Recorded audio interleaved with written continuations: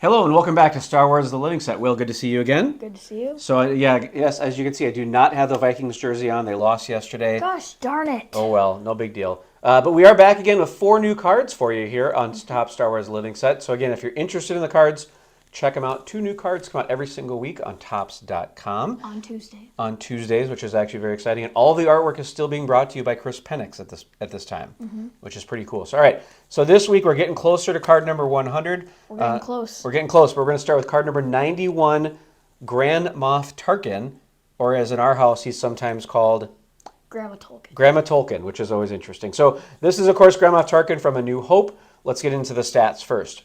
They made 1,042 of these. 26 have been graded by PSA, 21 10s, and 5 9s.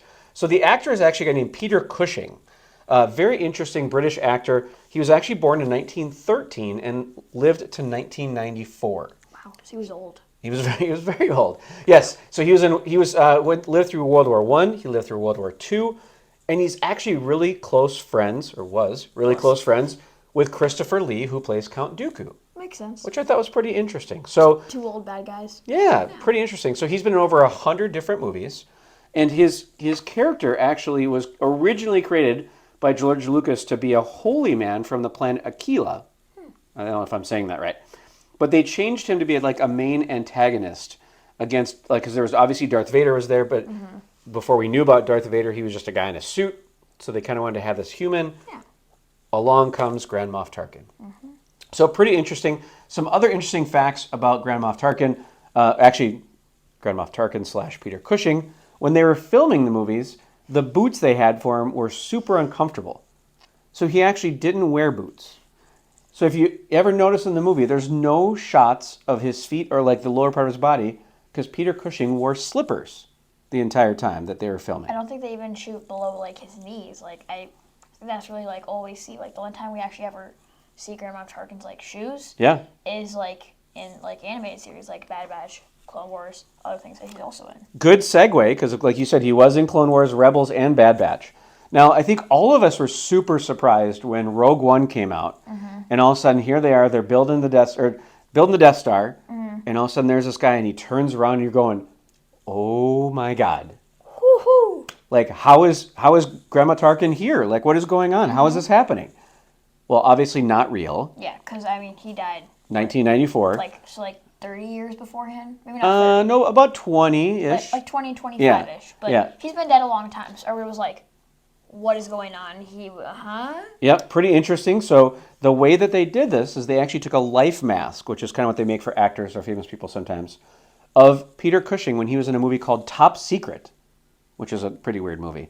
But that's how they actually used it to make this super fancy CGI recreation of Grand Moff Tarkin in Rogue One, which I thought was pretty cool. Yeah. His full name is Wilhuff Tarkin. Oh my God. Just like you. You're not Wilhuff, it's Will. Homeworld of Aradu. He also served under Jedi Evan Peel. Evan Peel. We're going to put a picture of Evan up there for us. We see him in the Clone Wars when they're attacking the Citadel. They're actually trying to save Evan Peel. Got it. From the Citadel, but then he dies. Okay. And he was a favorite of Sheev Palpatine. And of course, unfortunately, Grand Moff Tarkin did not hang around for very long. Did not. Right? Because, of course, at the end he says, retreat? No, I'm not going to retreat. I'm going to stay around and hang out on the Death Star, right? And unfortunately, blew up. And in the updated version, blew up even fancier. But a really cool character when you think about that first movie. If you just take that one movie by itself, he's a pretty powerful character. And then they definitely built on his character after that. Yeah. Anything else in Grand Moff Tarkin? I don't think so. Awesome. So again, great shout out to Peter Cushing, wearing slippers, and also being a great friend to Christopher Lee, which I thought was pretty cool. Yeah. All right, we're going to go to you next. Card number 92, Galen Erso from Rogue One. So tell us about Galen. So Galen Erso, or basically as we know him, my mind is going away on her name. Jin's dad? Yeah, Yep. Jin's dad. Yep. Obviously from Rogue One. First going to stats, they made 1,005. 28 have been graded, 25 10s, and 3 9s. Yep. The actor of Galen Erso is Mads Mikkelsen. Yep, we're going to go with that. Some famous films that you might have heard of him in. What is it? So he was actually in a Bond movie called Casino Royale. He played the bad guy Le Chiffre in that movie. He's actually kind of had he's kind of long run of being bad guys, if you look at it. Yeah. He's then also a bad guy in Doctor Strange, the first one. Yep. As I don't have it. No, I don't have his. No, this is actually he's in the new Indiana Jones movie. Oh, okay. Yeah, which if you haven't had a chance to check it out, you should check it out. It's better than the Crystal Skull one. That one, not so good. I haven't watched any of them. You should, but the new one is actually pretty good, so you should check it out. Yep. He was also a professional dancer for 10 years. Which was pretty cool. Which I thought was pretty cool. Yep, definitely. Maybe in a male dancer. Yep. Pretty cool. Yep. In 2010, he was the Knight of Order of Danbros. We'll go with that. Yeah, it's kind of like knighted to this society, which I thought was pretty cool. So, do you know who his brother is? His brother is actually Thrawn in Ahsoka. Actually? Pretty interesting. Wait. Yep. You can kind of like tell by like their voice. Yep, that's his brother. That's crazy. Not Galen Erso's brother, but Mad's brother. Wow. All right. What else you got on him? So more about the actual character of Galen Erso. His homeworld is Grange. Okay. I think. Go with that.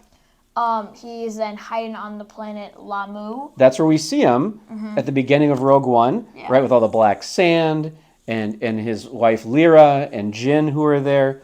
That's he's kind of hiding out being a moisture farmer at that point. Yeah. And of course he did not trust Director Krennic with his research. Yeah. And that's why he did this whole plan of putting in a whatever mistake, default, whatever you want to call it, which he then codenamed Stardust. Yeah. Yeah. Did you like his character? I thought his character was pretty good. Yeah. It's kind of sad that he died. Like. Yeah. Spoiler alert. Like we saw him, then he was like dead. Then we saw him again, and then he went. Poof. Yeah. Yeah. No, I definitely liked his character. I thought he was pretty cool. I mean, obviously standing up to the big bad Empire. Especially like working on the Death Star and like knowing that like if he got caught, it was not going to end well for him. Like, yeah. No, I definitely like this character. I thought he did a great job, but he's done so many other great characters as well. So, awesome. Anything else on Galen? I don't think so. All right, card number 93, Vice Admiral Holdo from Last Jedi. Tell us about this one. So this one's 93, what you said, yeah. First going to stats, they made 1,079, 22 have been graded, 13 10s, and 8 9s? Is that Yep. Okay. The actress is Laura Dern. Yep. Right? Yeah, so she's been in what other films? She's been in Jurassic Park, Yep. Little Women, and then some TV shows she's been in is West Wing, National Poet. Yeah, so in the West Wing, she was actually the National Poet Laureate. I say that because I'm a big West Wing nerd. Nobody else would probably know that one, but that's okay. But Jurassic Park is probably where she got a huge bump in her fame, right? Jurassic Park, huge film, and she played one of the scientists there, which I thought was pretty interesting introduction to her. And I'll be honest, she's been in a lot. She's been over 98 different shows and movies. Wow. Yep. See, same reaction. Wow. But whenever I think of her, I always think of Jurassic Park. Yeah. Okay. More about the actual character of Vice Admiral Holdo. Yep. The character first appeared in the 2017 novel Leia, Princess of Alderaan. Yep. Right. And apparently in that story, she and Leia met as teenagers on Alderaan. Yeah, I haven't read that book, but I mean that's an interesting backstory when you think of then how the two of them interacted on the ship and how when Leia died, then it passed over to Holdo. So that was definitely an interesting way to kind of tie those two together. I think it was very good that they kind of had like them met as like a young age because you could kind of tell that was like something that happened, but I just like their connection. I did like it. Like when they're talking before all the transports leave, like you can tell that they're like good friends. They've been friends for a long time. Agreed. Yeah. And what did you think of her character? I thought her character was pretty good. It was kind of annoying how she was all like, "Stay in your post and do what I tell you." And Poe was like, "Yeah, that's not gonna work for me." Yeah. I'm a big Poe fan, so I don't really. She kind of put him in his place, though. Yeah, but I mean, like. And he kind of needed it at the time. Yeah, but you can't do that to Poe. That's like. Well, it's not like putting baby in a corner. It's just putting Poe back at his post is all it is. No, but that's like putting like milk before you put in cereal. Like you just don't do it. You know what I mean? What did you think about the end when she hyperspace to destroy Snoke's ship? That part did kind of make me sad, but also that whole entire scene, I could literally just watch that on loops for hours. Just the like the jump through it. It's so cool, like because like just like the jump and then how it like has like very like different colors. That was cool. That scene's just so awesome. Yeah, she wasn't with us very long, but definitely an interesting character. Yeah. Again, as soon as she was on screen, I'm like, oh my God, it's Laura Dern, Jurassic Park.